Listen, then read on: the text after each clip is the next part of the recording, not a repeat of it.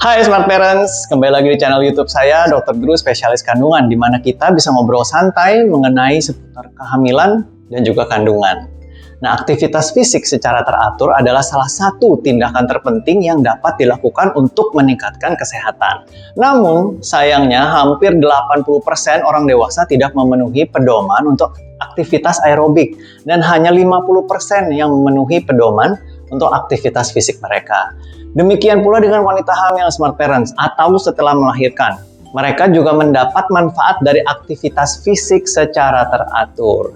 Nah, data dari organisasi kebidanan terkemuka dan berbagai tinjauan yang sistematis sudah menunjukkan bahwa olahraga pada kehamilan aman dan sangat bermanfaat. Dan juga kehamilan itu memberi kesempatan yang baik untuk konseling modifikasi perilaku karena wanita hamil ini sangat termotivasi untuk berperilaku sehat dan berada di wilayah atau di bawah pengawasan medis yang ketat oleh dokter kandungannya. Oleh karena itu, video kali ini saya juga akan membahas beberapa hal penting. Yang pertama, keuntungan dari berolahraga. Yang kedua, resep dan prinsip memilih olahraga selama hamil.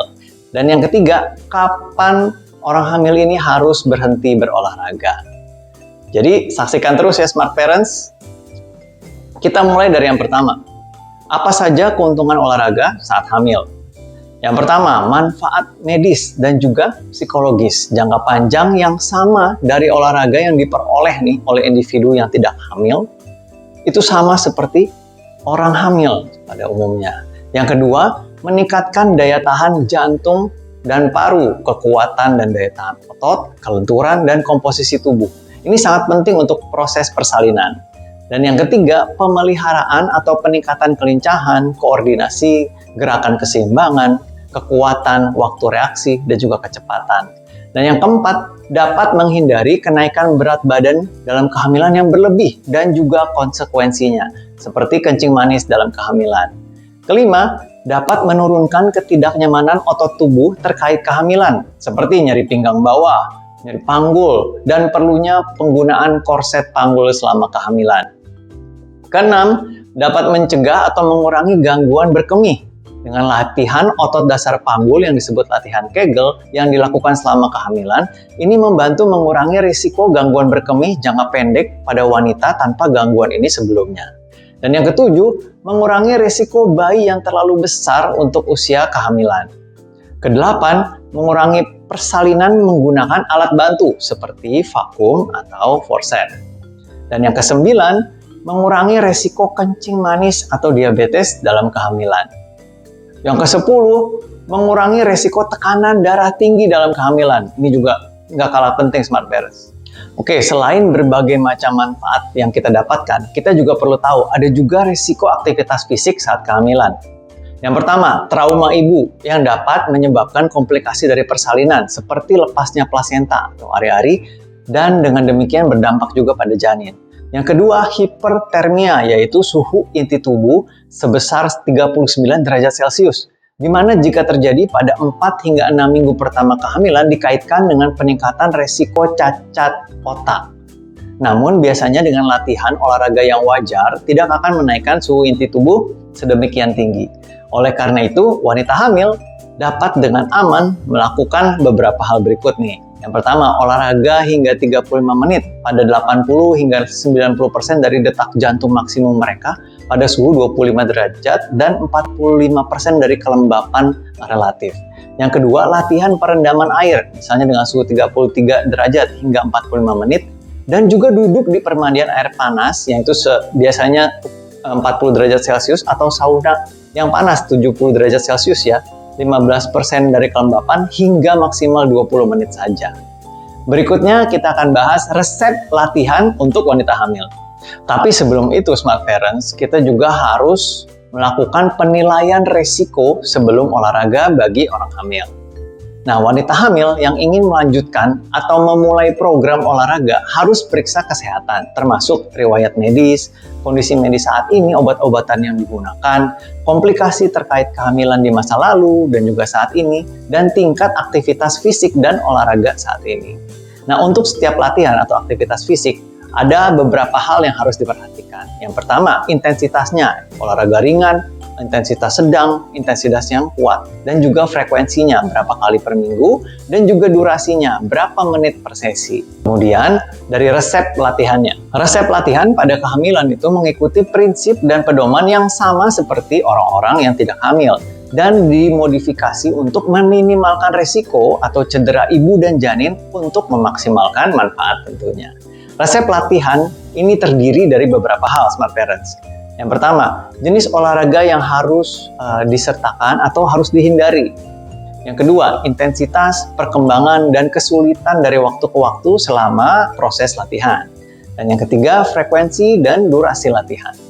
Nah, sesi latihan yang khas atau biasanya dimulai dengan pemanasan dan peregangan sekitar 5-10 menit, diikuti dengan program latihan biasanya 30 menit per sesi atau setidaknya 150 menit per minggu, dan diakhiri dengan cooling down atau pendinginan selama 5-10 menit.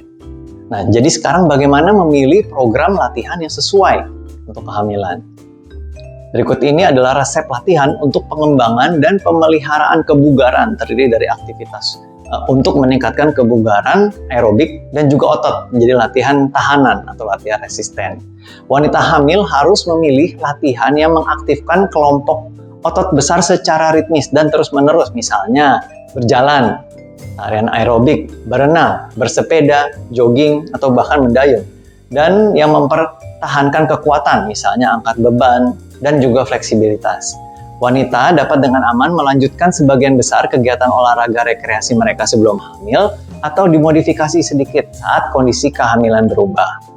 Wanita yang melakukan olahraga teratur sebelum hamil dan yang memiliki kehamilan tanpa komplikasi harus dapat melakukan olahraga dengan intensitas yang tinggi seperti jogging dan aerobik selama kehamilan. Nah, beberapa prinsip untuk Smart Parents yang harus dipertimbangkan ketika memilih program latihan pada masa kehamilan.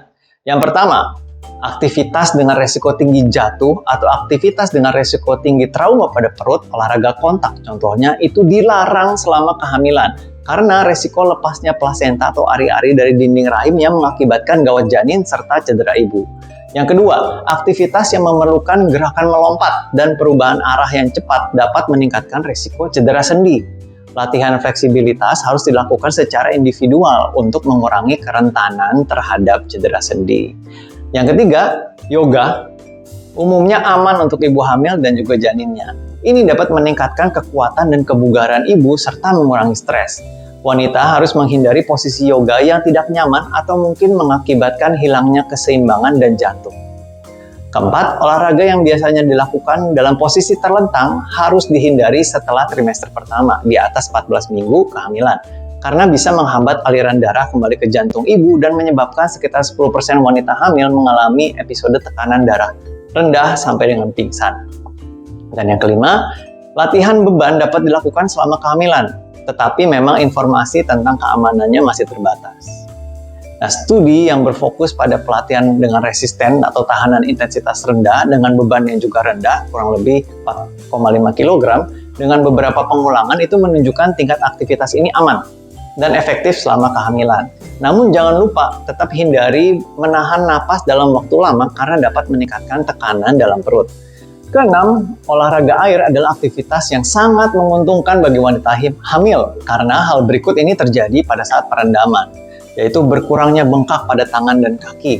Kekuatan di seluruh sendi penahan beban juga berkurang, panas tubuh mulai dibuang ke dalam air dan kehilangan keseimbangan dan jatuh menjadi minimal. Dan yang ketujuh, olahraga yang lama atau sangat intens dapat menyebabkan dehidrasi atau kekurangan cairan tubuh dan juga kenaikan suhu tubuh, di mana ini harus dihindari. Kedelapan, scuba diving atau menyelam dalam harus dihindari selama kehamilan karena janin itu berada pada peningkatan risiko penyakit dekompresi pada janin. Dan yang kesembilan, bagi wanita hamil penduduk dataran rendah harus menghindari olahraga selama 3 hingga 4 hari pertama jika terpapar pada ketinggian sedang hingga tinggi, yaitu di atas 2.500 meter karena berkurangnya ketersediaan oksigen. Selanjutnya kita akan bahas frekuensi dan durasi olahraga bagi kehamilan. Untuk manfaat kesehatan, sebagian besar pedoman itu merekomendasikan wanita hamil melakukan setidaknya 30 menit olahraga dan setidaknya 5-7 hari per minggu. Wanita hamil yang belum berolahraga secara teratur harus mengikuti perkembangan bertahap dengan meningkatkan durasi waktunya dan dapat dimulai hanya dengan 10 menit aja ke Smart Parents. Secara umum, wanita hamil yang bugar yang ingin melakukan olahraga nih berdurasi lebih dari 45 menit olahraga terus-menerus harus berolahraga di lingkungan yang terkendali. Maksudnya dengan pendingin ruangan, dengan memperhatikan juga status cairan, dengan asupan juga cairan yang tepat. Nah, intensitas olahraga. Resep intensitas olahraga pada kehamilan secara individual itu disesuaikan dengan tingkat kemampuan fisik orangnya. Idealnya melibatkan aktivitas yang mudah diukur, misalnya ya berjalan, berenang, bersepeda statis, dan juga kemudian ditingkatkan secara bertahap. Jadi kapan Smart Parents harus berhenti berolahraga? Nah, seorang wanita hamil nih harus segera berhenti berolahraga dan menghubungi dokter kandungannya jika ia memiliki salah satu dari tanda-tanda peringatan berikut. Yang pertama, perdarahan dari vagina. Yang kedua, sakit perut dengan atau tanpa mual. Ketiga, kontraksi rahim, yaitu nyeri perut bawah seperti kram perut. Kemudian keempat, kebocoran cairan ketuban. Kelima, kesulitan bernapas sebelum beraktivitas. Keenam, pusing, rasa melayang, ingin pingsan. Yang ketujuh, nyeri kepala hebat. Yang kedelapan, nyeri dada. Yang kesembilan, kelemahan otot yang mempengaruhi keseimbangan tubuh. Dan yang ke-10, nyeri atau bengkak pada betis. Sekian penjelasan saya, Smart Parents. Apabila bermanfaat, jangan lupa subscribe, like, dan bagikan ke teman-teman Anda. Dan jika ada pertanyaan, jangan lupa untuk tulis di kolom komentar. Salam sehat dan sampai jumpa di video saya berikutnya.